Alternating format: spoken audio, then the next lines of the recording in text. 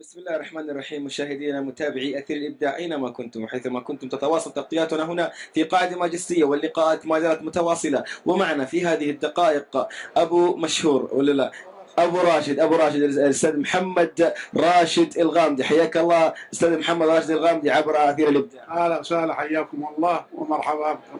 الله يبارك فيك محمد. نحن الآن في فرح المهندس خالد، أكيد في ودك كلمات تقولها وتبارك لعريس هذه الليلة. والله اقول الله يبارك له ويوفق فيما بينهم، وهذه من اسعد اللحظات لدينا جميعا، لان هذا خالد ولدنا جميعا، فجمع الاسره كامله من الباحه وجده والدمام في هذا الحفل، فنسال الله ان يمتع بالصحه والعافيه ويوفق فيما بينهم، وان يجعلهم صالحين وان يذر الصالح.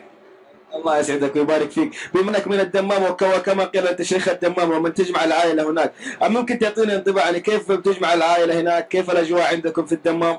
والله الدمام جزء من المملكة العربية السعودية، ونحن هناك على أحسن حال.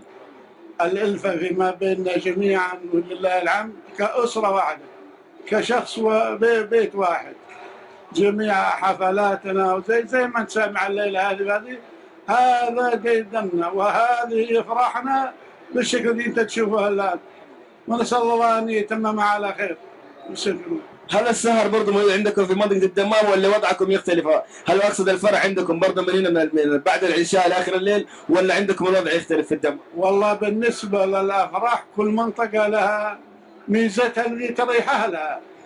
بالنسبه لنا احنا في المنطقه الشرقيه نعتبرنا مرتاحين، لان إذا كاني أنا صاحب المناسبة أتواجد في الصلاة من بعد المغرب أنا وأولادي وقربتي، لكن إذا أني ضيف فإني أصلي العشاء في عند بيتي وأخذ عائلتي ونروح إلى الصالة، وأنا أبارك وأنا أفرح ونتعشى ونسمر ونلعب ونرجع بين 12 و12 ونصف وكل شيء منتهي.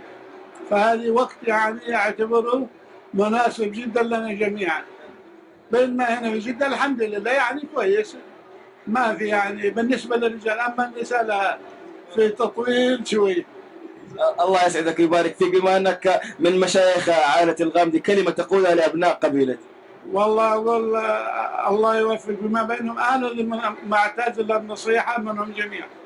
كل واحد فرد من جماعتي اعتبر اني مراسلي وانا استفيد من الجميع، ما حد يستفيد مني، انا اللي استفيد منهم جميعا، سواء اخواني ابناء عمومتي قربتي، انا اللي استفيد منهم. والله الله يكرمك ويبارك فيك. كان معنا في الدقائق الماضيه الاستاذ محمد الغامدي، قائد، او نقول بل هو قائد، بل هو كبير منطقه الشرقيه، وله الفضل الكثير حقيقه في عائله الغامدي. نشكرك كل الشكر عبر اثير الابداع، وشكر مني خاص بكبير هذه العائله الاستاذ محمد الغامدي. شكرا، حياكم الله، والله يوفقكم جميعا ان شاء الله. الله يسعدك ويبارك فيك، وشكر مني لكم انتم مشاهدينا عبر اثير الابداع، واطيب التماني والامنيات في امسيه جميله.